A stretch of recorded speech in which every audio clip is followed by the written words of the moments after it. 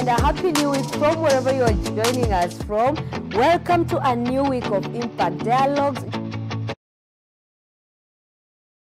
We are going to be having amazing conversations right here to get to know what is happening to our country, to get to know what our dailies are saying. We have a newspaper review today as always, but first of all, it is my hope and prayer that you are doing okay from wherever you are joining me from. I don't know which county you are joining me from, by the way. I would really like to know. I would like you to check in and tell me where you are joining me from, and also tell me how you've been since Friday. We last saw each other on Friday, right? And it is my hope and prayer that you've been good, you've been amazing, and you have been, keeping yourself updated as well. A lot really happened, in the weekend. We are going to look more into that. And also we want to look at our weather updates, our traffic updates. Then, apart from that, we are also going to look into our dailies. That is in our newspaper review section. And as we conclude uko mwisho, I have a question for you guys, but maybe I should touch on what the dailies are saying today so that you can get where my question is coming from, okay? So today, the dailies have really, tried to look into what the Mwananchi is feeling out there. So I have the Daily Nation as always, the Star and the Standard with me. And in the Daily Nation, this is what their headline reads: How jobs and pay crisis have hit families. How job and pay crisis hit families. In here, we are going to look what they are saying about it, because just a snippet, they're saying that the employment rate has declined from 4.9% in 2019 to 4.4% in 2023. People don't want to get employed. I don't know why. We are going to look into that. And also, something also close to that, I think that goes for the Star. And in the Star, this is what they are telling us this morning. KRA goes for small traders. KRA, that is the Kenya Revenue Authority. They go for small traders. How have they gone for small traders? We are going to look into this, of course, with a panel today. I have a panel coming in to do the review with me. We're going to look into that and to see how KRA is going for small businesses. So if you're a business owner, by the way, I think this is for you, and I think you should be very alert, okay? I think you should be very alert for today's paper review, because even the Standard goes to the same thing. The road tax tyranny. There is a road tax that is about to be introduced, a toll levy. We are going to look into that also much later. That is in our newspaper review. So you see, a lot of the dailies are touching really on the Mwananchi. You get why I was telling you that you'll get my question of the day. And now let me look at the question of the day for you, because taxes affect all of us, Cindy, whether you're employed, whether you're unemployed, and also whether you're in business. Because by the way, you're going to look into the Star and you're going to understand why I'm saying this. But I want you to engage with me and be part of this as well. So this is our question of the day. How well do you know, or rather, how well do you understand the taxes deducted from your salary or business income? Okay? Can I repeat that again? How well do you understand the taxes deducted from your salary or business income? How well do you understand the taxes deducted from your salary or business income? That is my question of the day. I want to hear what you think about that. Kwa wale ambao wanafanya kazi, do you know how your salary is deducted? Do you have an idea what is looked into so that it can deduct? Do you have an idea how your business is taxed, how your salary is taxed? That is my question today. And I want to repeat it again so that anyone can get it. How well do you understand the taxes deducted from your salary or business income? That is my question of the day. Of course, the number is right there on your screen, 0711 176 006. Tell me if you understand how your salary is taxed, and also if you understand how your business is taxed. I really can't wait to hear this. I want to hear it, and I want you to be part of the conversation as well. Okay, 0711 176 006. That is my number. Sawa sawa. But first things first, let's start with what happened today in history. So today is on March 17th. Okay, and so in March 17th, actually this is interesting, and I think it okay, I don't want to say it cuts across all ladies, but it does, because at some point we've used this product a number of times. So did you know that the rubber band was invented today? I know we use it in offices, and by the way, that was the first reason it was ever invented, but the rubber band was invented today, that is March 17, in 1845, by a guy named Stephen Perry. So he was an English inventor, and patent the rubber band. Last week we saw patent means to license. Okay, he licensed the rubber band, a simple yet revolutionary invention that remains widely used today. And okay, when he invented this, it was supposed to make sending mails easier, to rub. Siku hizi tunaitumia kufunga pesa, and I think kitambo they still used to use that, but nowadays we've even improved. We use it for our hair as women. I don't know if women out there, you've experienced this. You tell me if you've used a rubber band, kale ka blada, tunaitanga blada. And so the guy invented that on March 17th. That was in 1845. The guy was named Stephen Perry. And now he was associated with a company called Messrs. and Perry.co. I beg your pardon.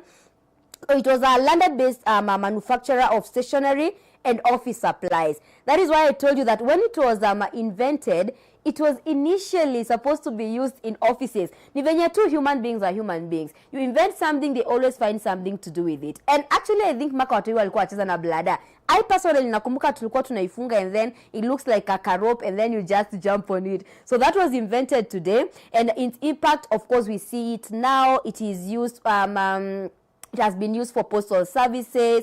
It has been used for agriculture as well. That is for binding plants and produce. It has been used in the medical field as well, in household as well. And this invention remains a perfect example of how a simple idea can have a long-lasting impact on a daily life. Wakati alikuwa na invent, you wouldn't believe that the rubber band could have this much impact, but up to now we are still using it. So that happened today in history. And another thing, because I'm a lover of cars, I couldn't leave this one alone. So on March 17th, that is 1845, Henry Jones of I think this is for the bakers, Henry Jones of Bristol, England, patent self-raising flour, the first ever self-raising flour. This one goes to the bakers. This one goes to those who love baking. So in 1845, Henry licensed the self-raising flour, and then the innovation simplified baking by incorporating, leavening agents and separating yeast or baking powder and things like that. But ile unga ya self-raising, and I know those who love mandazis, I see them using that. Those who love mandazis, those who love cakes. So that flour that you're using, that self-raising effect, that one, it was invented today by a guy named Henry Jones of Bristol, England. Okay? Yeah, that is what happened today in history. Tell me what you think about this. Does it cut across anywhere? Does it cut across anywhere you are in? Especially wasichana hapo pa blada. I would really like to hear from you guys. I want to hear how you think the blada, the rubber band, created impact, or is still creating impact around you. Okay? Text me on 0711 176 006. I will be so happy to read most of your comments. I will be so happy to engage with you and to know what you think about this. Tell me about the self-raising flour. That is for the bakers, okay? Tell me about the self-raising flour, and also for the I don't want to say ladies, but for the ladies, tell me what you think about that as well. I want us to look into our weather today to see how our weather is looking. Let me check that. Just give me a minute, because we always say that we have to lazima tukue rada. And you see, I remember on Friday we said that it's going to have some showers over the weekend. Mbona leo asubuhi kumenyesha? I think it's stretched today, and na nimestretch kidogo leo, though it wasn't that much raining. I don't know kama kwenyu kulinyesha. Kwetu kulinyesha kidogo, just light showers. Today I wasn't rained on. It's a different story. Today I wasn't rained on. But let's see what is happening to the weather today, and also so that you can prepare in advance. Okay, just give me a minute. Let me check that out for you. Just a minute. Give me a minute. As I'm checking, you can keep on texting me to tell me where you're watching me from. I think I got it. Yeah, found it. So our weather looks like this today. And by the way, remember that we say God is a God of all seasons. So whether it's raining, whether it's sunny, whether it's gloomy, He is a God of all seasons. Okay? So in Kericho County, today I'm starting with Kericho County. So currently we are at 61 degrees. There's some clouds and sun. But later in the day we are going to have variable cloudiness with afternoon thunder showers with highs of 73 degrees and lows of 56 degrees. And then let me see another county, Kisii. Today we are looking at Kisii as well. So Kisii is mostly cloudy right now, okay? But later in the day we are going to have times of clouds and sun with a couple of showers and a thunderstorm this afternoon with highs of 77 degrees and 59 degrees Celsius. And then we have Bungoma County. Bungoma, it is mostly cloudy right now. And, later in the day we are going to be having some sun, and also a little bit of thunderstorm here and there. A little bit of thunderstorm here and there with the highs of 80 degrees Celsius and lows of 62 degrees Celsius. That is in Bungoma County. And then Busia County, it is a bit cloudy right now. We are ranging at 69 degrees Celsius. But now later in the day, it's going to be mostly cloudy and not as warm. There's going to be a drenching thunderstorm this afternoon with highs of 84 degrees Celsius and lows of 66 degrees Celsius. Okay, then we have Baringo County. Now in Baringo, currently we are at 60 degrees Celsius. There's a little bit of clouds and sun there. So later in the day, we are going to be, partly sunny and, a bit of showers in the afternoon with highs of 74 degrees Celsius and lows of 58 degrees Celsius. That is in Baringo County. Kajiado, currently it's a little bit cloudy with 63 degrees Celsius, but later in the day, it's going to be mostly cloudy. We might expect a thunderstorm this afternoon with highs of 79 degrees Celsius and lows of 63 degrees Celsius. Then in Laikipia County, clouds and sun right now. I see you guys are enjoying the sun this morning, 61 degrees Celsius. And then throughout the day, it's going to be partly sunny and pleasant, okay? With highs of 82 degrees Celsius and lows of 61 degrees Celsius. Then Makueni County. Makueni, right now it's cloudy, but throughout the day, it's going to be mostly cloudy with highs of 89 degrees Celsius and lows of 67 degrees Celsius. Nandi County as well, intervals of cloud throughout the day and sunshine with maybe a couple of showers in the afternoon, highs of 74 degrees Celsius and 56 degrees Celsius. Then let me say Narok County. It is not going to be as warm during the day. It's going to be a little bit cloudy, and also there's going to be a possibility of a thunderstorm and spots in the afternoon, highs of 76 degrees Celsius and 58, lows of 58 degrees Celsius. And Taita Taveta, I see you, Taita Taveta.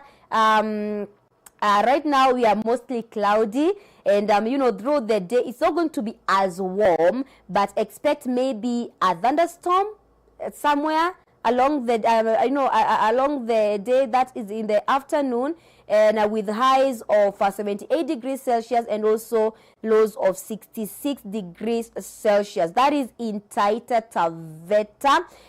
Let me check if we have anything on Nairobi, so that watu wa Nairobi mukae rada na Nakuru pia, okay?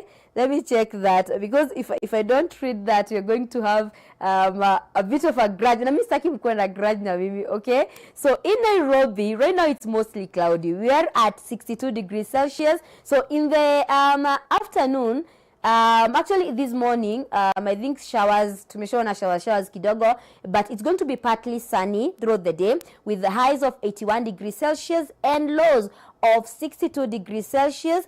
And also in Nakuru, right now it's partly sunny. I think Nakuru, you're enjoying the warmth this morning, right? So it's over the day, just expect it to be partly sunny and with showers, you know, in spots, just a bit of showers here and there, but with highs of 80 degrees Celsius and lows of 58 degrees Celsius. I think that's it. That's on all the counties. Kama sijataja county yako, it is always good to say, Ruth utajangi county yangu. Next time, make sure umetaja county yangu. But that's what we have on our weather this morning. But regardless, remember that God is a God of all seasons. Whether it's rainy, whether it's sunny, whether it's windy, whether it's, you know, there's a thunderstorm or two, do not worry, blessings still flow because God is a God of all seasons, okay? Now we check our traffic so that we can take a short break, and then we come back with our panel so that we can look into our paper review, okay? Let me see what we have on our updates on our major roads. I'm going to start with the Waiyaki Way to see what is happening there, and I can see that Waiyaki Way, watu wanatumia Waiyaki Way. Waiyaki Way, it's a little bit busy. There's a bit of snarl up. I'm told snarl up inaanza pale Westlands. Actually not Westlands, Sarit. Inaanza somewhere there, Sarit Center, inateremka hadi Chiromo, and then yeah, so that is on Waiyaki Way. Ngong Road, I'm told that there's traffic is heavy, but it's moving. There is nothing as good as having traffic that is moving. Have you ever been in traffic that is not moving? Do you know how bad that is? You're in traffic, but it's not moving. But in Ngong Road, I'm told traffic is very heavy, and I'm also told that there's a, you know, traffic officer trying to make things work along there. That's right, that is on Ngong Road. Jogoo Road, it's moving. It's moving. Naambiwa inashikania pale Country Bus, okay? Pale Country Bus, as you go into the CBD, that is where traffic, I think, imeshikana sana. That is on Jogoo Road. Thika Road, I'm told that on Thika Road, traffic inaanza survey. Traffic inaanza survey, imeshikana kutoka survey, I think all the way. I don't know if it's all the way from town to town. Let me check that. Let me check that to see if it's all the way to town. I think if it's all the way to town, itasaidia mahali, si ndio? Yeah, it's all the way, okay, all the way to town. And you know, God is good because there is no significant traffic incidents, you know, or accidents, you know, but traffic conditions can always change rapidly, okay? Kiambu Road from DCI, I'm told there's a little bit of snarl up, but it's moving as well. Traffic is flowing as well, so make sure that regardless of how the roads look like, take note of other users around you, okay? Your fellow motorists, the pedestrians on the road, your fellow V8 owners and Lamborghini owners. Be mindful of them, be mindful of the pedestrians, so that we can keep our roads safe, okay? And that's what we have for you on our updates of this morning. I want us to go for a very short commercial break. Then when we come back, we are coming back to check into our dailies. And we want to know what is happening. In case you're just joining us, welcome, you're not that late. Let me give you a snippet before we go for that short break. So this is what our dailies look like today. This is the standard. The standard tells us the road tax tyranny. We are going to look into that. KRA also goes more into tax. You know, KRA goes for small traders, more into tax, and also the Daily Nation, almost the same thing. How jobs and pays crisis have hit families, and I've told you that according to the Daily Nation, employment rates have declined. So I want us to have that conversation with my panelists this morning. So we are going to take a very short break, but before we go, remember that I also have a question of the day for you, okay? Do you have an idea, or rather, do you understand how your salary is taxed or how your business tax, how your business income is taxed. That is our question of the day. 0711 176006. That is my WhatsApp, SMS, or you can either call us on that number as well. Okay, tell me if you understand how you're taxed, how your salary is taxed, how your business is taxed. That is what we want to know about. Okay, but for now we want to take a very short break. When we come back, we are coming back with our newspaper review. Don't go anywhere.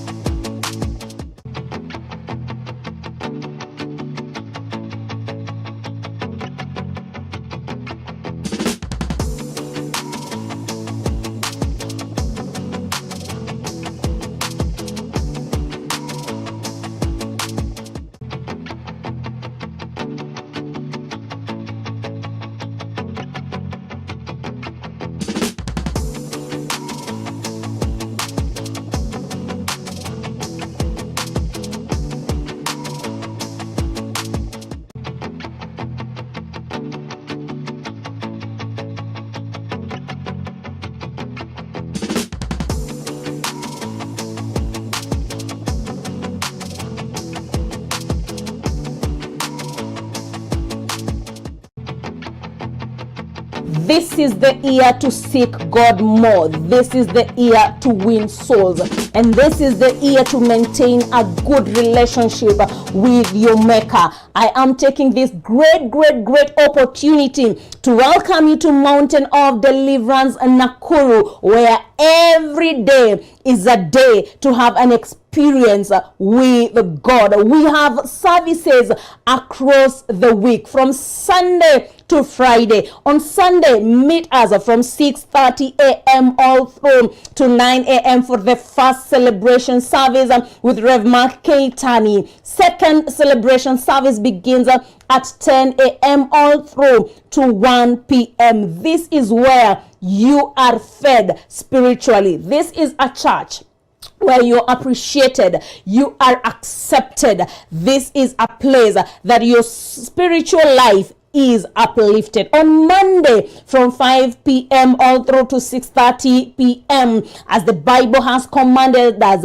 to partake the body of Christ as Holy Communion, we have an empowerment service and a Holy Communion service. What a way to begin the week. Monday 5 p.m. to 6:30 p.m. Come join us, young and old, male and female. Just come as you are. The Lord is calling you. The Lord is in need of you. By the way, we also need to look for God more and more. On Tuesdays from 9 a.m. to 1 p.m. we have mega deliverance services.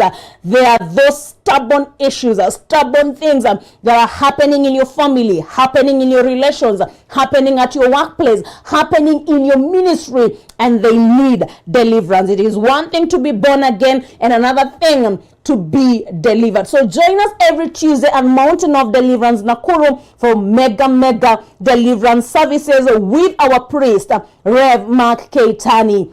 And you know what? We have not come to an end. On Wednesday, you need to pay the price. You need to be on your knees. The Bible says this kind does not just go. Rather, it needs to go by prayer and fasting. And on Wednesday from 9 p.m. all through to 4 a.m., we have a prayer kesha. This is where we wail. This is where we call unto God. This is where we say, this night, Father, I am here for you to listen to me. This night, dear Lord, I am here for you to change my situation. We have had great testimonies concerning or about this Wednesday's Kesha, where people have been transformed, people have been saved, people have been healed, promotions have come through. Make sure that you make a date with us every Wednesday for a prayer Kesha from 9 p.m. all through to 4 a.m. Now, going to Monday to Friday, 6 a.m., we all meet at Mountain of Deliverance Church Nakuru for an early morning of prayer.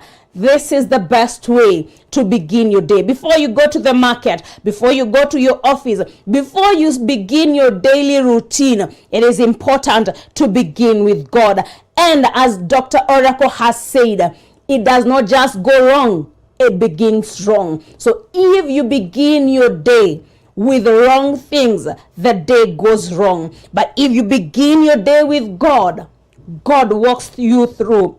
God walks you through the day. The order of our services every day, Monday, Sunday, Tuesday, Wednesday, Thursday, Friday, we have you at our church. And every last day of the month, we have commanding the month. So make sure that you do not miss out. We are making sure that you will not say, I did not have a place to fellowship. Welcome to Mountain of Deliverance, Nakuru.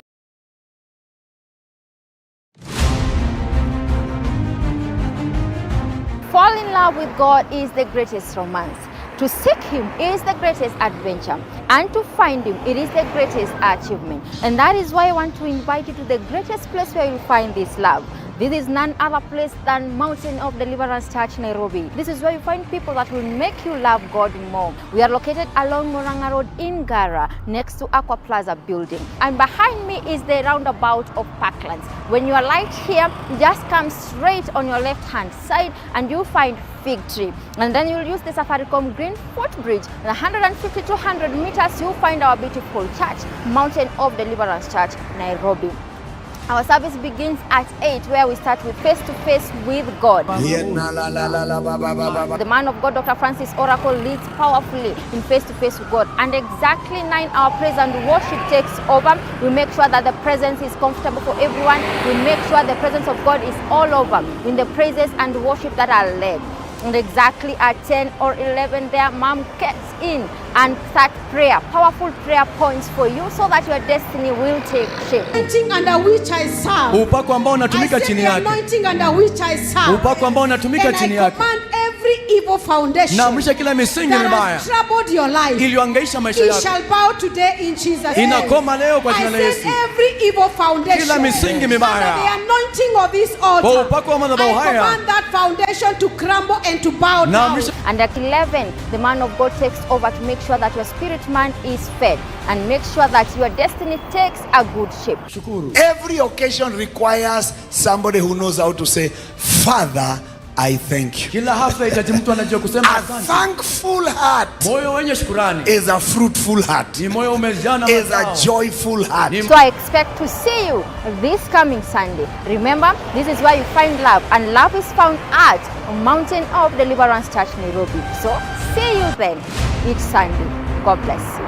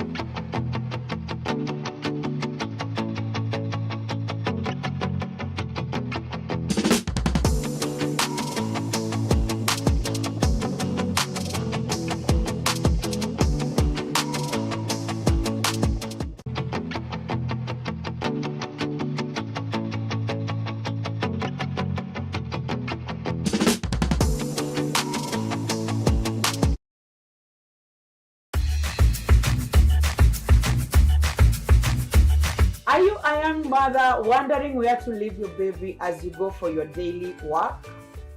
Are you tired of repeated stresses from house girls not handling your baby well? Now I'm coming to you with solutions. At Nakuru Brighton Schools, we have a daycare that offers extremely good care for your baby. We have a daycare that has comfortable beds, good environment, serene atmosphere for your young jewel, for your young angel. Enroll with us and enjoy working at your comfort without stresses of how could your baby be, did she sleep during the day, did she develop a fever or something like that.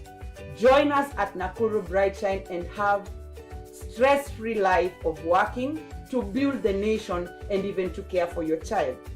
At Nakuru Brighton Schools, we are not just an ordinary school. We are the best school in Nakuru town, offering opportunities for learners from playgroup, PP1, PP2, and grade 1. At Nakuru Brighton School, we have so many activities for your young learner. We even have an extracurricular activity where young learners are even taught sign language. How is that, my viewer? By enrolling your child to the best school where the foundation of their academic journey matters the most. Aside academia, our classrooms are well built. Each class is carpeted, making sure that your child will not be messing around in the dust or on the ground where the floor is very cold. I wish to extend an invitation to you. Our admissions are still in the progress. Feel free to visit our school in Nakuru, free area right opposite Blankets. We work from 8 to 5 p.m. I'm looking forward to meeting you as we engage more to admit our learners to the best school in the city. Nakuru Brighton Schools, remember, we are destined for excellence.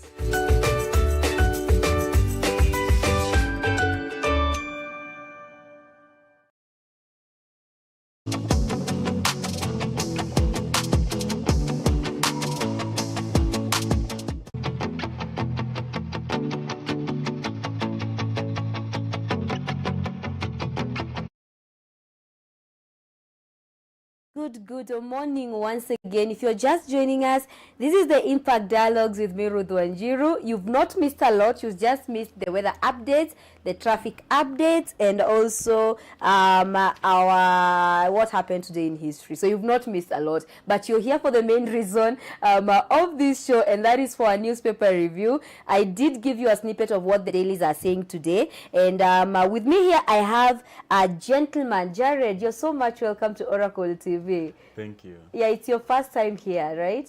Yeah, we say the future is here. Sure. Karibu sana. But before I let Jared, introduce himself and tells you what he does. So our dailies today have really looked so much into what Kenya is, Kenyans are going through, okay? So the Daily Nation, this is what it says, how jobs and pay rises, crisis hits families.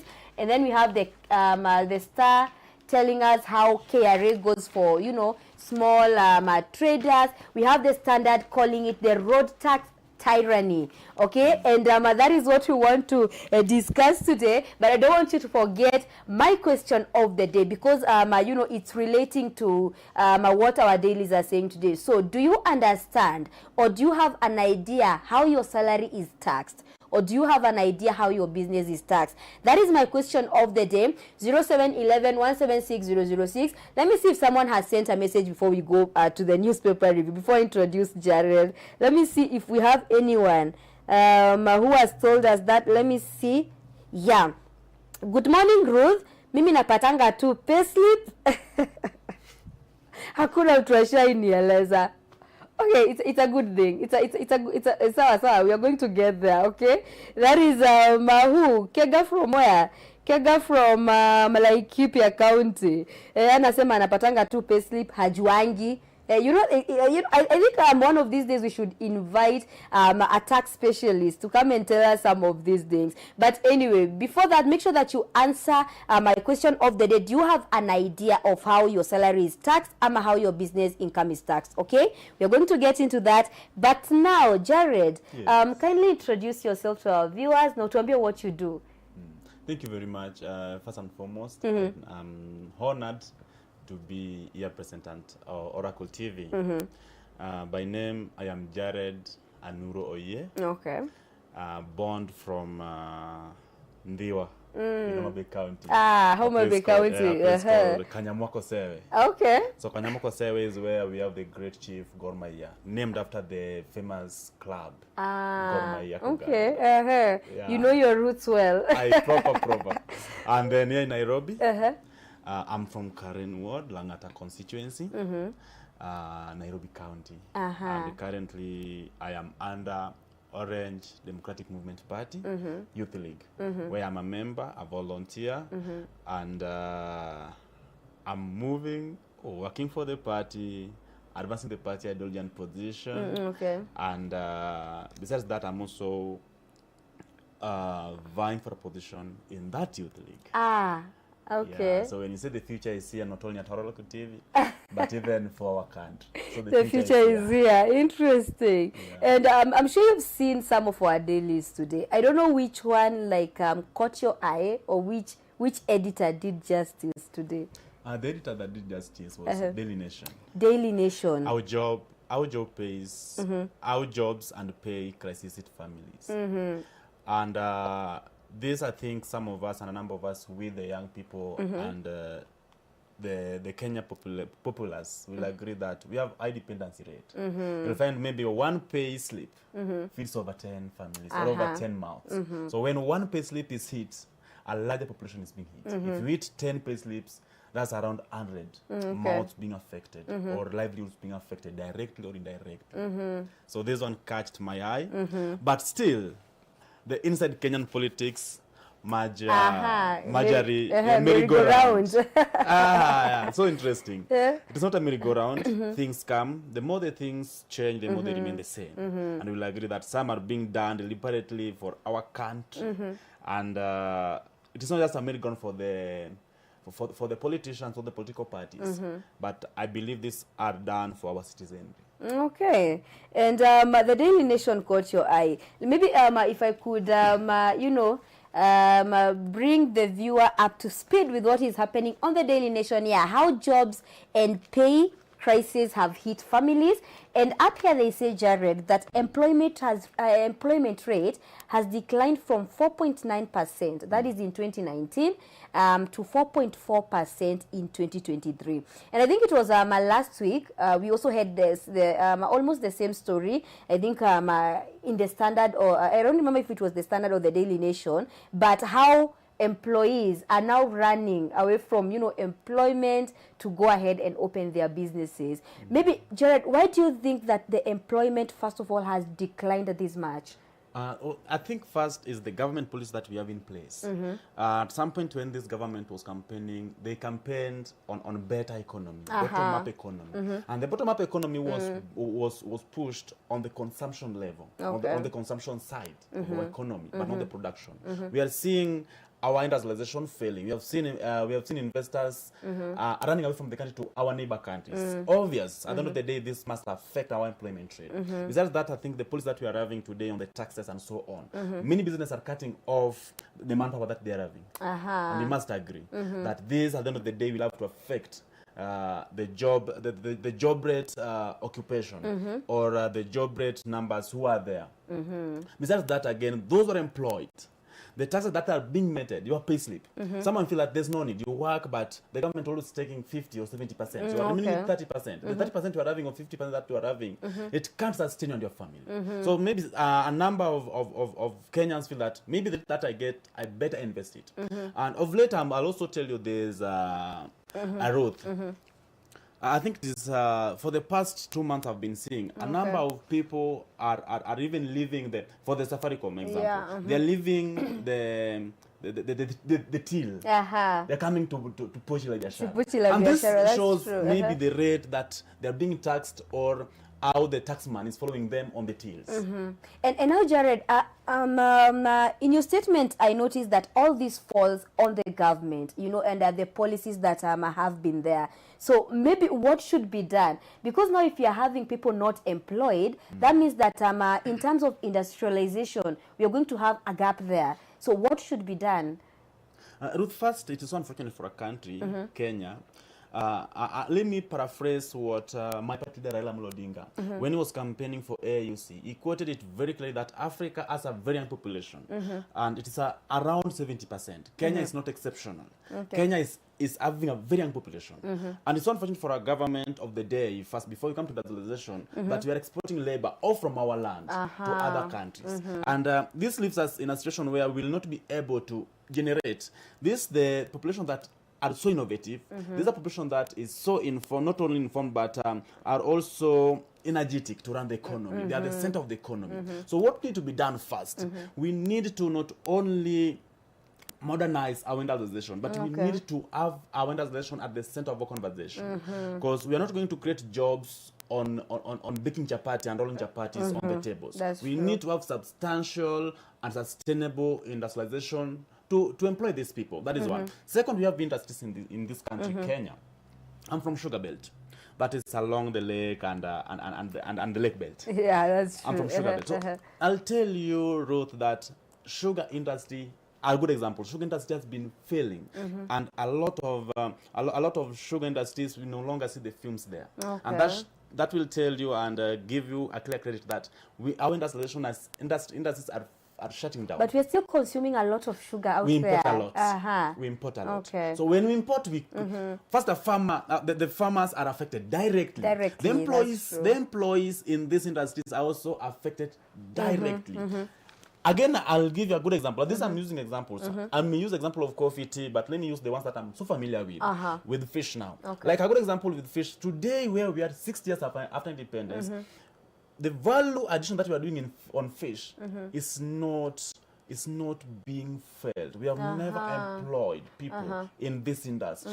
I'll tell you, Ruth, for free. Because these are things I personally interact with daily in my life. Now we come to this other side, or maybe the Juakali, the SMEs. How are we making policies and making the environment favorable for these industries to thrive?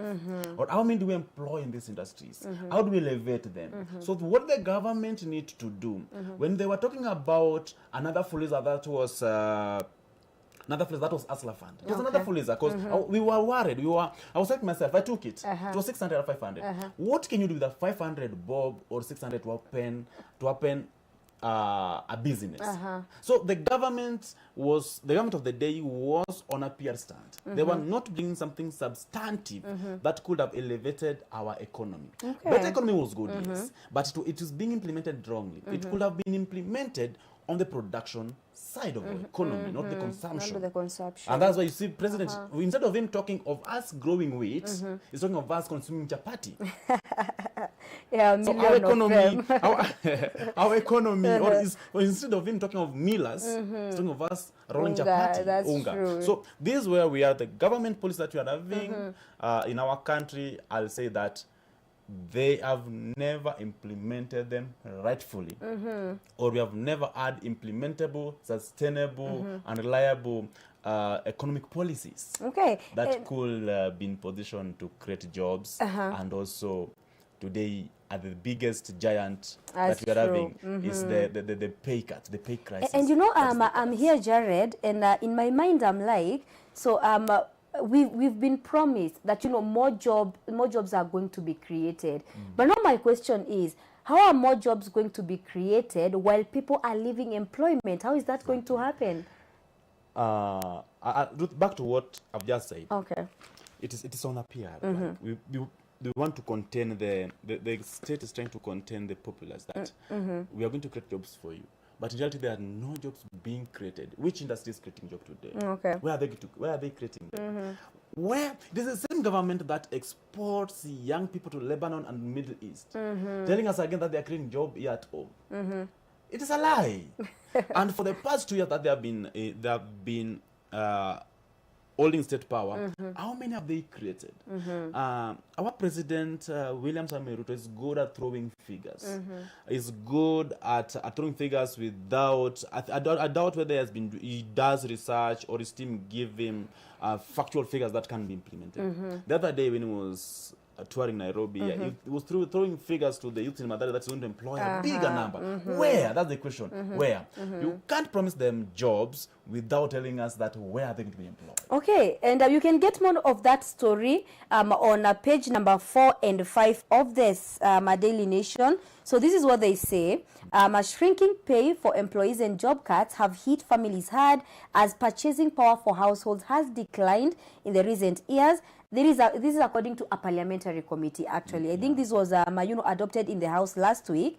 And households will now plunge into further financial distress owing to, policies like the, university education models. We have the medical schemes as well. That is the SHA and all that. That is on page number 4 and page number 5 of the Daily Nation. Yeah, and they've really, I think, done justice there. A thinning pay drop in employment hurting families. The government is planning to increase its borrowing from the local market, a move that is likely to lead, crowding out of the private sector. You can go ahead and read that story, you who is watching us back at home. It's a very interesting story because this was a report that was adopted in the House last week, and this is what they are saying. This is their research on what is happening, and some of the things that have been noted here. I noticed there is the university funding model, of course, and unlike the one that we had right now, some families have to dig deep into their pockets, and also we have the SHA as well. Yes. And also I think I saw a story on SHA, but you're going to look into that as well. They've also mentioned the housing levy, and I'm thinking, I told you that if you remember, you who is watching us back at home, last week we also had the same story about people running from employment going to business. And now that takes me to the Star this morning, Jared. Now, this is what the Star said. KRA goes for small traders. And according to this story, in each and every 100 shillings that a business owner makes, you have to give up a shilling. Actually, it's a shilling and 50 cents. And they're saying that this is to, make it fair. Make it a fair ground for those who are salaried, so that those who are salaried don't feel as if they are the ones who have the burden. I don't know what you think about this. First, Ruth, the KRA, I think it has been used. Okay. They've been doing a lot of injustice to Kenyans. Now we have left. This we were talking about the employed class. In most cases, say the second class. The second class, the middle class. Middle class. Yeah. Middle class. Thank you. The middle class. Now the KRA is running to the small business traders. Pale mwanzo tulisema that you see these business traders today, they are evading even using the till now. What they are evading that's using the true. banking system. They're coming for Pochila biashara. They prefer send money. Why? Because the KRA is on their neck. That is one. And if they are saying that each 100 bob, on 100 bob they go for 1.5 shillings. Yeah. And if they go for 1.5 shilling, there are still also other transaction costs that are being cut on them. The government is killing our SMEs. The government is in cooperation to see these businesses not thriving, not doing well, intentionally, for the populace of Kenya to remain dependent on the handouts, for them to remain captives, and for them to remain enslaved on small payouts. This again reminds us where we are, because there's a famous quote that I always use from good Captain Thomas Isidore Sankara. That tells us that person who feeds you controls you. So the state is trying very hard for a common Kenyan not to be able to depend on them to make informed decisions. I think for me these are choreographed or this is a well-schemed plan for the population of Kenya to remain enslaved or from making independent decisions coming even 2027. Ruth, when you'll be in a position to decide, when you are in a position to decide, or from that person who feeds you, then you have your freedom. So the country or the nation or the state is not ready to let Kenyans to have that freedom economically, and that's why they are both hitting on those on the payslip and those who are running the small businesses, not to thrive. Leave alone the policies first. The policies are bad and it's killing the SMEs. Again, the small money that you are getting, they're also coming for it. So a population that is not free, I think the day will remain depending on us. Okay, and Jared, you know, according to what we've heard, you know, they are trying to, you know, broaden the tax base to make sure that maybe the burden is off the common mwananchi. But now we are having people run from employment and we are having them open businesses. But now we are having them coming for the businesses. Okay, so Jared, what should we do? What should we do as Kenyans? Are we looking at a situation where everywhere we go, it's tax? Ruth, if the government could have been taxing Kenyans and this tax not replicated but reflect and we feel the health sector, I think you have touched on sharp. Yeah. The health sector is sick. The health sector, you are being taxed, but if you go to the hospital again, your tax cannot reflect your life on the health system. You are taxing them heavily, but again, the education is failing. We talked about the new funding model. You're talking about the CBC. The other day, you were talking about mathematics not to be compulsory. Yeah, I think maybe we'll discuss it later. So the taxation that we are having have never reflected on the life of a common Kenyans. If you were to tax them 50-50, and then it is very easy, that tax reflect on the daily life of a common mwananchi. The health, they go to the hospital, they should not be paying. If the education is totally free from the, is completely free from the early ECD to the tertiary. If they go to the, let me talk about the transport. If they are using the commuters, they don't pay. So it could have been easy. The tax reflects my life daily. You have got a question on what to be done. What should be done? What should we do? The people of Kenya elected this government to work for them, but the government is working on them. So the government that they elected, they made I'll say that they made a decision on emotion. Personally, I'm from, I'll say, the minority or the opposition party. We represented our manifesto, what we believed in, which was implementable. But the people of Kenya shut it down, or from us. We may say that though there are those who are feeling that maybe it was not the people of Kenya. Maybe someone somewhere decided that this will be the government. So we don't want to go to that. That's so true. what need to be done are the policies need to be reviewed of the government of the day, the tax policy that we are having. We believe that today we have a CS who is a technocrat who understands these things. Maybe they need to review these policies. We need to review our economic model that the state or the Kenya government have been talking about. Is it hurting Kenyans or is it elevating the life and changing the life of Kenyans? So this is the toughest question. Can we review our economic and tax policies? We don't need to tax Kenyans to the bone marrow unnecessarily. We have had this country before. When Mzee Mwai Kibaki came into government, he received a very bad economy. But the policies and the workforce that he had then were able to deliver. Because these were people who understanding what they were coming to do. So maybe the government of the day, when they came in, they were not having a proper plan on how they were going to run the economy. They complained that Uhuru Kenyatta's government was so corrupt and left economy that was sick, depleted, something like that. But again, we're asking ourselves then, they're the same people in that same government. So the policies of this government need to be reviewed, and if possible, some of them need to be scrapped off. And you've mentioned that the problem is actually not seeing where this tax is going. So maybe might that be the problem that Kenyans have out there, that we are being overtaxed, but you know, the healthcare is failing. We have SHA, it has been having a few you know, hitches here and there. We are having businesses fail. Some roads still, we've had people complain. Maybe is this the problem that Kenyans have, that yes, you can tax us, but where is this money going? We are taxed for corruption. We are taxed, but this money, this money does not get or does not serve the Kenyans population. Ruth, it's unfortunate. Let me talk about maybe the housing levy on the same. It's a very heavy tax on Kenyans. But again, you are being taxed on house that you will pay to have. That is one. Second, you are being taxed on house. Maybe me, niko na nyumba nyumbani. There are those already are having their homes. There are those having their houses. And then again, when we are doing this, there's a business that we are going to kill. Okay. The landlords, we call them the landlords, those who are having houses for rent. What are they going to do next? So it's so unfortunate that the government police that we're having for the day, or the tax that we are being taxed daily, goes to maybe, I'll say,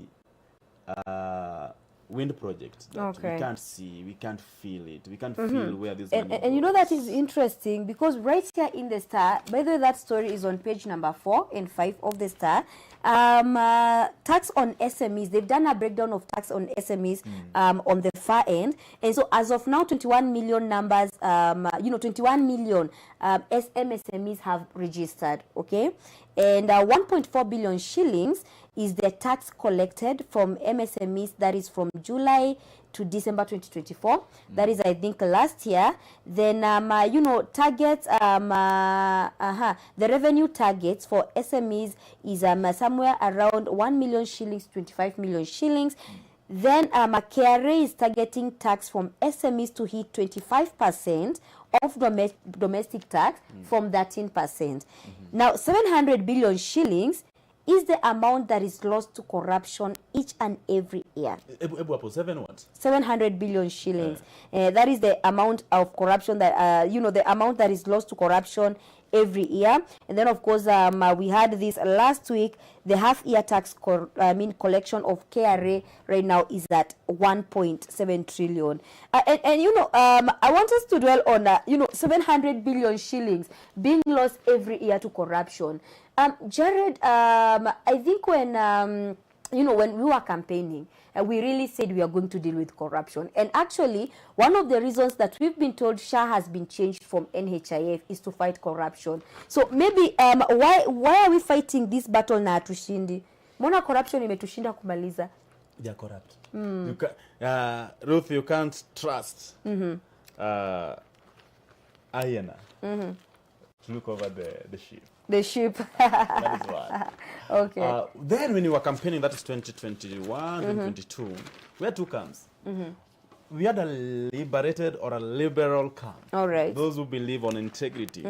But at some point, there are some Kenyans who say that we mwizi ni wetu. Eri mwizi wetu.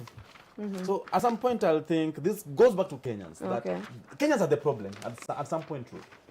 Kenyans were given opportunity to elect a government of integrity, but they decided to go for a government who was out there giving them small handouts to cage them.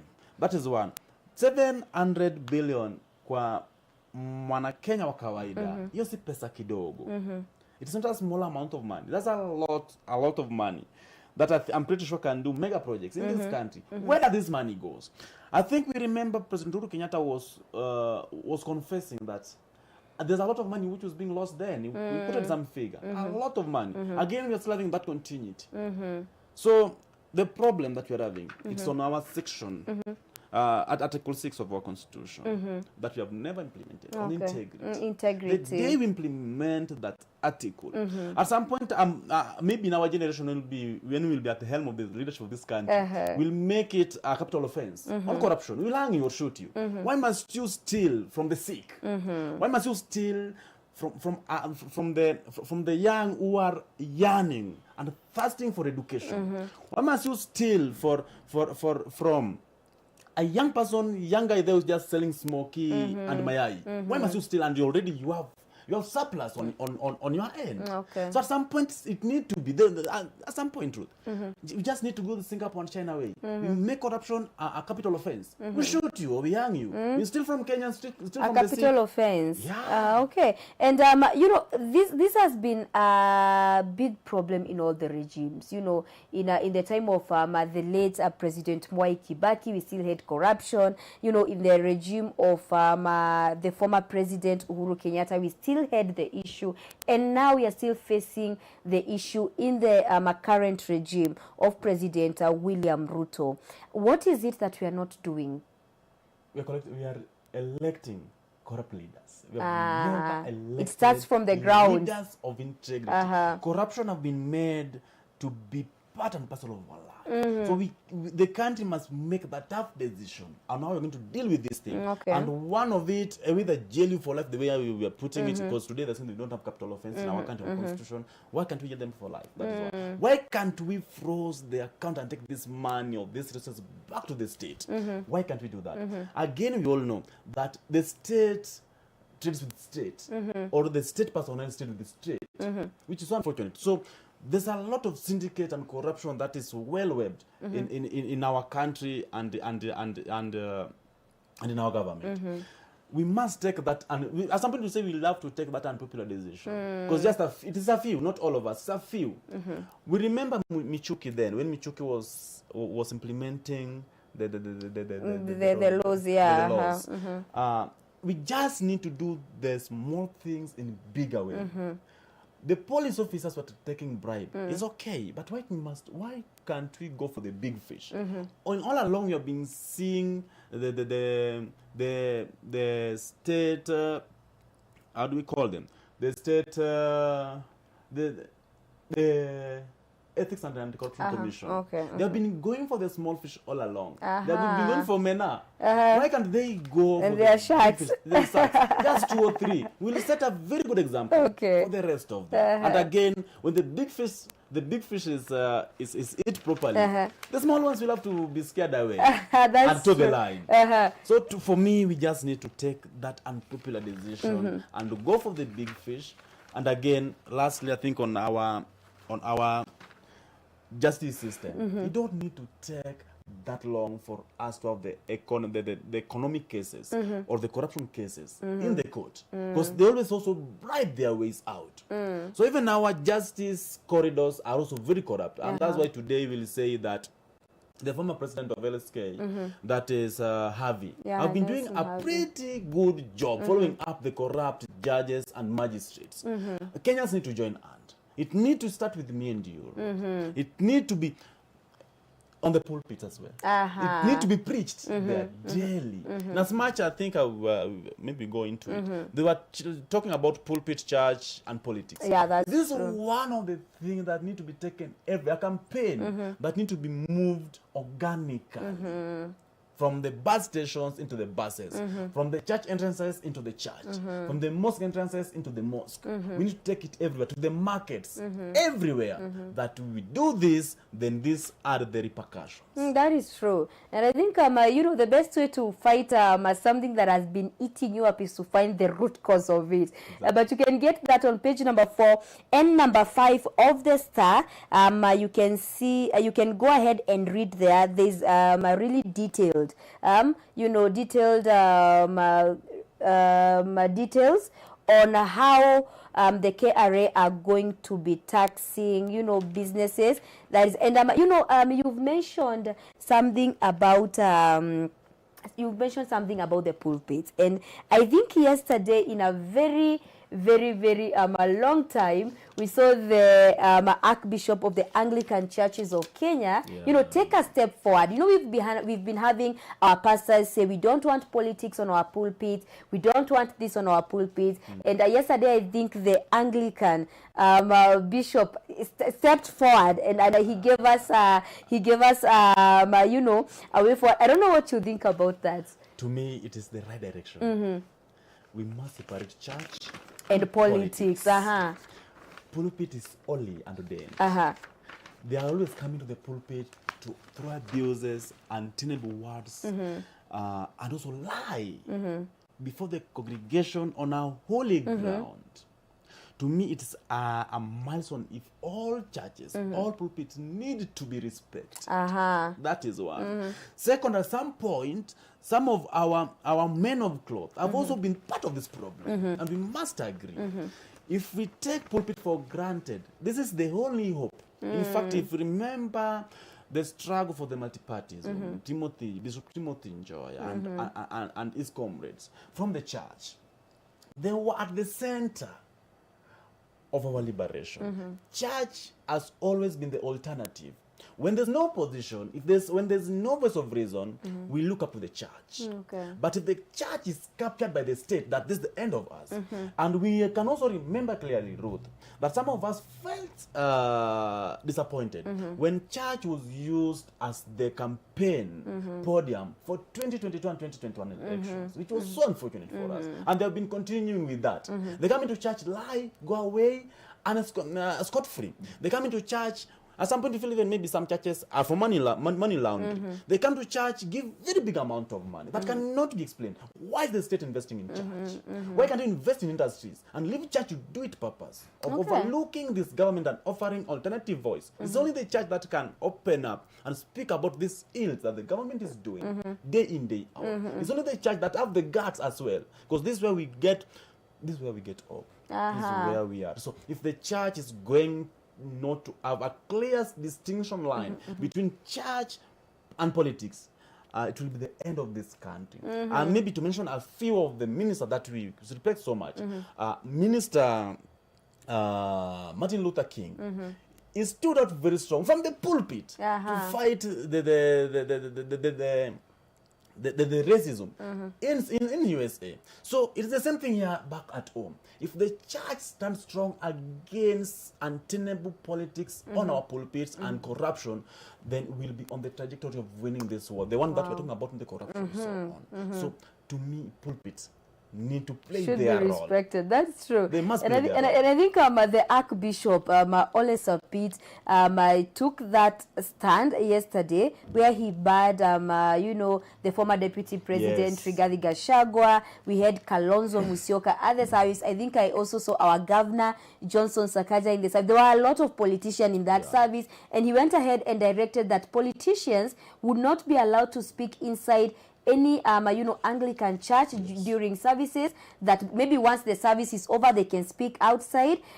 Political leaders would only be acknowledged by name and allowed to wave, with speeches done only outside the church. You back at home, you tell me what you think about this story, because I think he is the first person who has really come out strongly about this. Tell us what you think about that story as well. It is a very interesting one right there. That is on page number 6 of the Daily Nation. And something also interesting I see on the Daily Nation, Jared, is the Meru Deputy Governor. That is Mutuma Menthigia. He's going to be sworn in today, after Kawira Mwangaza's ouster.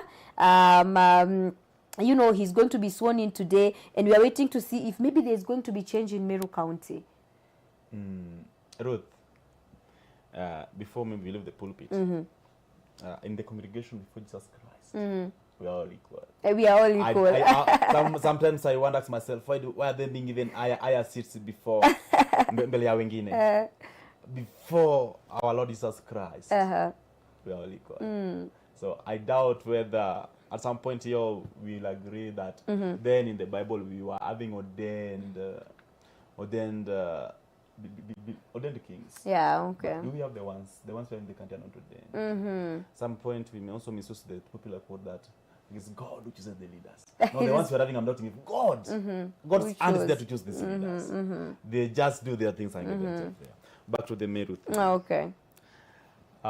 First and foremost, we must agree that we may expect that we will be having harmony, a good working relationship between the executive of Meru, that is the governor, and the NCS in the county assembly, and also maybe with other stakeholders in that county. That is one.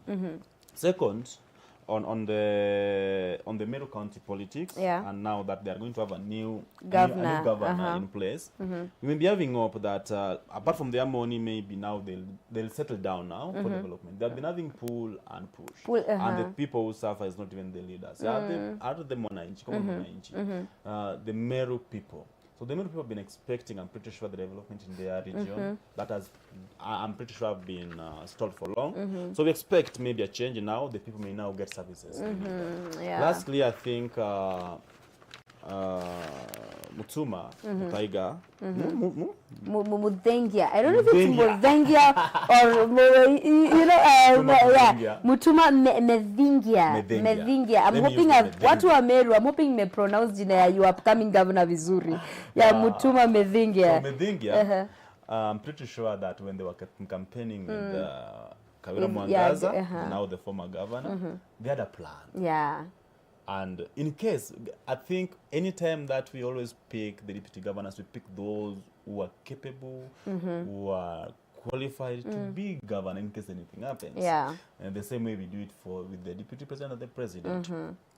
So we expect that there will be a change. With the change of guard, there will be a change in operation, and there will be service delivered to the people of Meru. That is true, and we are hoping that things will move. I think it was on Friday we had a lady from the Kenya Ahadi Party, Meru chapter, and she was telling us that because of the wrangles that have been there, really there has not been anything going on in Meru in terms of development. But you're hoping with the swearing in of Mutuma, things are going to move. We are really hoping things are going to move. And maybe before we wind up, Jared, it would be very unfair for us to leave before we speak about SHA. Now, 11.4 billion shillings was paid out to hospitals. You remember that a few weeks ago, President William Ruto said that every pending bill or every pending payment that was owed to hospitals, private hospitals, was going to be paid so that they can try and streamline everything. Now 11.4 billion shillings was paid out, and this has sparked a lot of conversations that had me thinking, mulisema mnataka SHA ifanye kazi. Now the government has paid the private hospitals. What do Kenyans want, Jared? Kenyans want a health sector. A health sector that's been sick for long. What was wrong with NHIF? They were saying that there were syndicates, there were corruptions. What they ought to have done, they could have just sealed the loopholes on NHIF. Not only the government have been, not only the private hospitals have been complaining. We even have the state officers complaining that this thing is not working. I think last week I watched the police officers complaining that this thing is not working even for them. I don't know whether maybe you saw the clip. We have seen the health employees complaining both in public and private hospitals that this thing is not working. Leave alone the complaints to common mwananchi. When we're talking about the pay cuts and everything, and the reason why people are getting it difficult even shopping at all. Today, if you go to a health facility, you'll have to pay off from your pocket. So this 11 billion being paid, this thing first on SHA. Government never had what we call the pilot. They could have piloted it maybe in 1 or 2 counties to see if it is workable. And then you could also add a proper transition plan from NHIF to SHA. So what Kenyans want is very simple. Not another rhetoric. This 11.4 billion not being paid yet, but maybe not even feel it in the health sector. Can we have a healthy health sector? Or from this sick one that we have been having year in, year out, a rotten half years. Where's the problem? The problem is we must just seal the loopholes of corruption at the health sector. This 11 billion, how are we going to be sure that we'll be accountable for? We have just talked about corruption here. So maybe it's another syndicate to siphon off that 11 and I think that is the biggest question here, because the total payout was 11.4 billion shillings. It was dispersed to hospital, for SHA services. So the public concerns are, of inflated payments to private hospitals, ghost facilities, and lack of accountability. I think that is the biggest question. Then also counties with the highest payments: Nairobi, Uasin Gishu, we have Kisii, Kiambu, Kisumu, Homa Bay, Wajir, we have Meru, among others. Then the audit demands. The KMPDU are demanding for a whole, audit of payments to make sure that no hospital gets what they are not supposed to get, as we saw it in the NHIF. The hospitals getting paid and that they are not part of the system. We can also see that is true. Government responses. The PS, that is Harry Kimtai, said that it is transparent and also promised a routine audit and forensic views. Then we have the, something on digitization efforts. Now, SHA tracking system introduced to monitor hospital services in real time. The hospitals that are going to be under, the system. Then there's also concerns on transparency push. The payment list was published online. And then KMPDU has demanded a full disclosure of SHA revenues and vendor payments. And, also some of the concerns are because of the NHIF, legacy. And I don't know why they call it the NHIF corruption legacy. And they say that the Auditor General's 2023 report, revealed billions that were, fraudulently disbursed in the NHIF. And those are just some of the concerns that people have out there. Yes, the 11.4 billion shillings have been paid out, but they are now asking for an audit, an overhaul, so that they make sure that no fund goes missing. And maybe for a change, wacha tuseme ni ile Jared tumeamka tu na mguu mzuri. Wanasemanga ukiamka na mguu ya right siku inaenda vizuri. Wacha tu tuseme leo tumeamka na mguu ya right, na tumeamua we are going to be as clean as possible. Do you see it happening in SHA? Ruth, I'm not seeing it happening. Why? We can wait.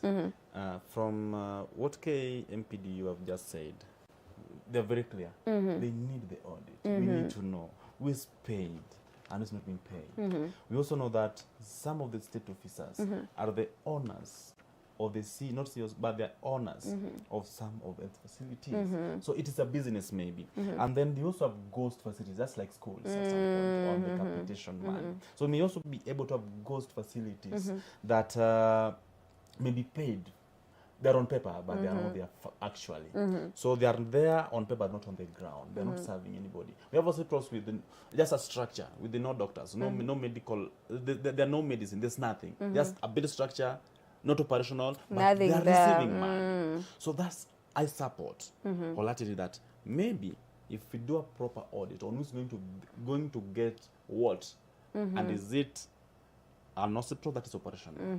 It was just another business. But again, besides this, they're saying that this is to them private facilities. Private facilities, that's true. Our public facilities, okay? Well, and I think it is because I think it's because the private facilities had shut down on SHA completely. Because of the pending bills. So this is the government trying to pay out some of them, so that we can see if watakubaliwa. What on my side? What I think the government ought to have done. Are you aware that we have our public facilities without doctors? Are you aware that we're having public facilities without medicine, without drugs? The government, instead of pumping this money to private facilities that are being owned either by doctors or the state officers, they ought or they should be in position to upgrade and put our public facilities in the forefront, equip them. Let the doctors in those hospitals be able to operate properly. Let us have drugs and medicine on those hospitals. Can we have our public facilities facelifted? Not only facilities that they are being painted, that's what they always do. Not only being painted, but we should have qualified doctors in those hospitals. We should also be able to have enough nurses and other health workers on those hospitals. So the Okay. public facilities, that's the big question, as they are trying to persuade or to The switch off the private, private hospitals. Where does this leave our public facilities? But again, let us be hopeful, but with that maybe things may change. Yeah, that's true, because I think most Kenyans go to public facilities, but I do keep tabs on us. We're going to, expound more on that. And I don't know if you've heard the story on the woman who was supposed to be executed, that the government is trying to fight for. So Nduta was arrested in 2023 at a Vietnamese airport. If you haven't heard this story, this is a story of, a woman called Margaret Nduta. She was arrested at an airport in Vietnam, and she was in possession of drugs. And now Vietnam is one of the countries that has a very, very harsh law on drug trafficking. And so there, if you're found with the drugs, it is execution directly. And Kenya is still trying to do talks with the country to help Nduta out there. And now this begs a question of how safe are those going to work outside? How safe are they, Jared? I think Nduta wasn't going to work outside. Nduta was trafficking drugs. Was trafficking drugs, yeah. That is one. And these states, I think, they're North American states? That is Southern American states. They are having very strict laws on the drug traffickers.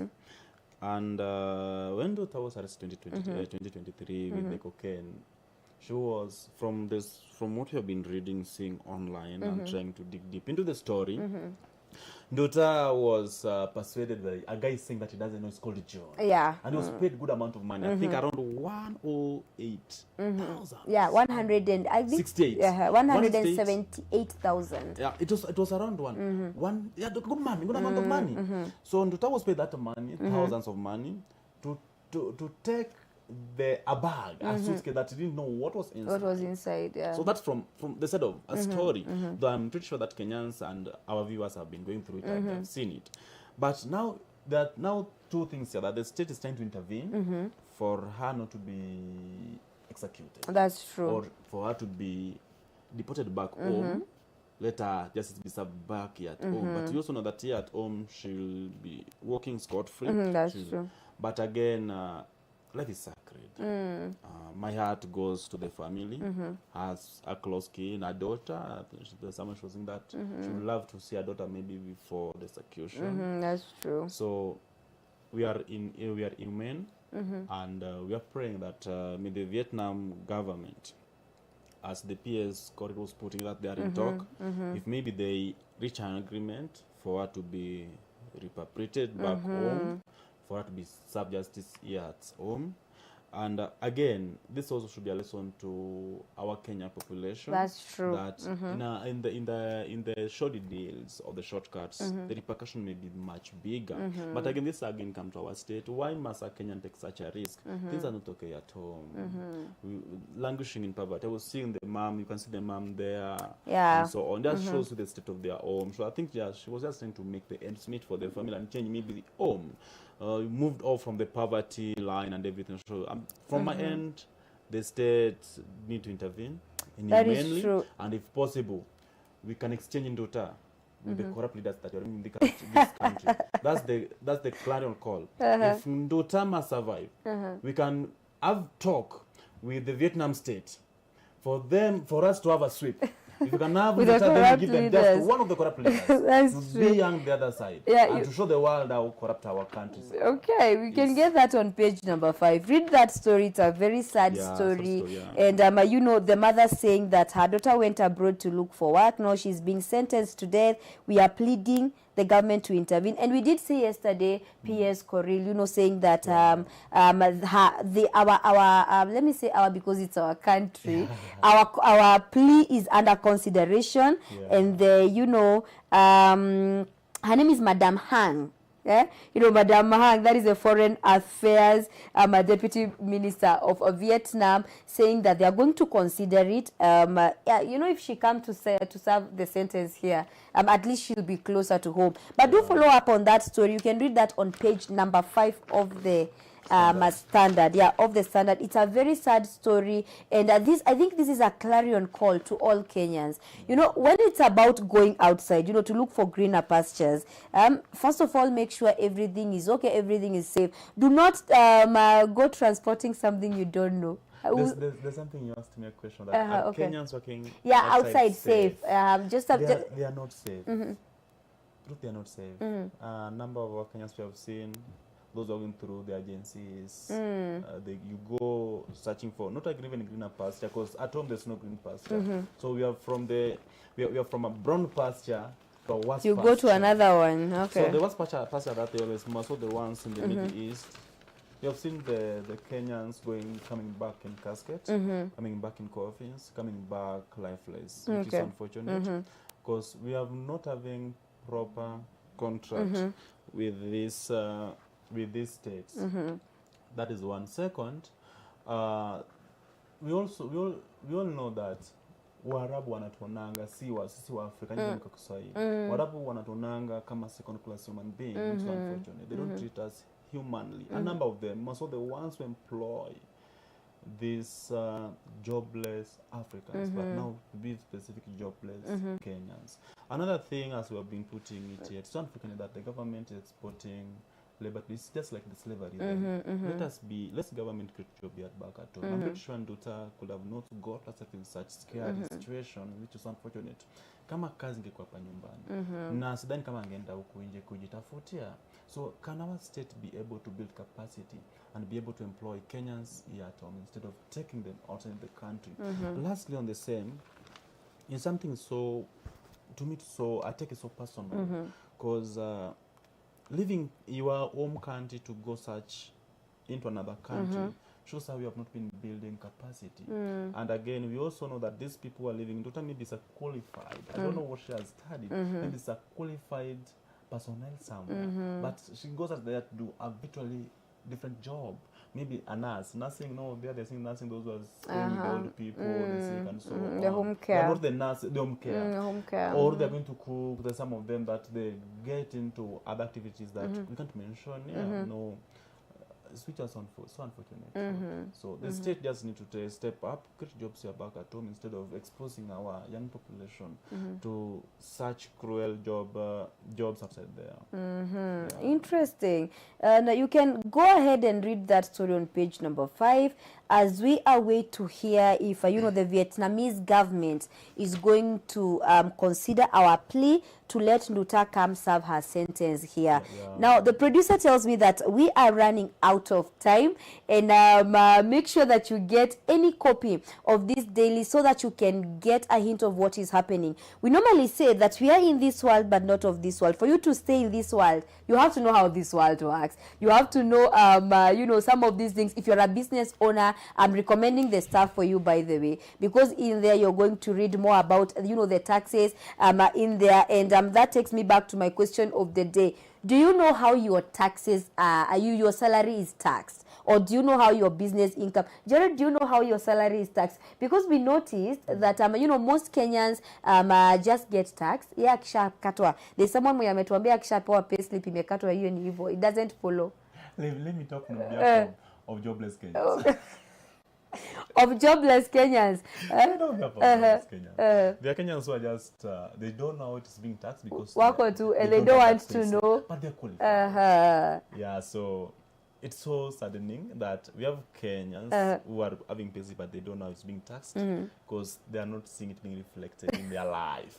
And then we also have the jobless Kenyans who are longing to be able to be in the job bracket, but again there are no opportunities. So Kenyans need to know. They need to know. Being taxed and how it's being used. I think in our Wednesday broadcast, I think in our Wednesday Impact Dialogues, we are going to do a few interviews outside. We get to know if Kenyans know how they are taxed. We want to know that, and then we are going to get a tax expert later to dig deeper into this. But that's for Wednesday. For today, thank you so much, Jared, for making it here on the Impact Dialogues. We really appreciate you making time. Before we leave, we want you to give us your parting shots. Okay. First, thank you so much, Ruth, for having me here. I'm looking forward to come back again. That is one. Second, I'm taking this opportunity to thank my political party, ODM, and the Youth League for entrusting me and giving me a chance and opportunity always to come and voice the position of the young people from that political party, and not only the political party ODM, but the youth constituency. I believe that I'm not to only speak on my behalf. I don't talk about myself. I talk for a mass behind me. And then lastly, I'm wishing Kenyans a fruitful, good week ahead. And for those who are being taxed, chape kazi. Jenga taifa. Kuchapa kazi kujenga taifa. Inatumika. Yeah, interesting. Thank you so much. And also thank you to you who is back at home for joining us for our paper review this morning. I always appreciate you joining me every Monday, Wednesday, and Friday. And so we get to do this again this Wednesday. Yeah, I was to say next Monday. I forgot we have a show on Wednesday. Yeah, we are going to do this again on a Wednesday. So do stay around. Make sure that you get any of these dailies, and make sure that you follow the news as well to get to know what is happening, in the country. And apart from that, it has been a pleasure. This has been the Impact Dialogues. Until on Wednesday, when I see you, stay happy, stay safe, and stay blessed. Have a blessed day.